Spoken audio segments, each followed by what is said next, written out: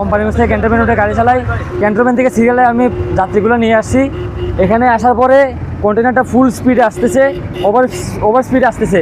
একটা অটোকে ওভারটেক করতে গিয়ে ও আমাকে সামনে এবং ডান দিক থেকে মারি ও রানিংয়ে চলে গেছে, দাঁড়ায় নাই। আমি গাড়ি থেকে চারটা পোল্টি গেছে গাড়ি থেকে বের হওয়ার পরে যারা মারা গেছে এখানে পড়েছিল, আমি দেখতেছি গাড়িটা চলে গেছে মারি দিয়ে।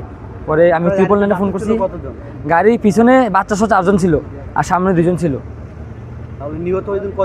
নিহত হয়েছে 2 জন আর বাকিরা টুকটাক আহত হয়েছে, ওদেরকে হাসপাতালে নিয়ে গেছে। প্রায় এখানে বালু নামাইতেছি, মাটি কাটতেছি, পরে ঠাস করে বাইরেটা ধরুন আমরা লগে আইছি। পরে দুইটা হুন্ডা পাঠাইছি, লরিটা ধরে আনছে, মহিলাটা ঠাস করে বেরিয়ে গেছে।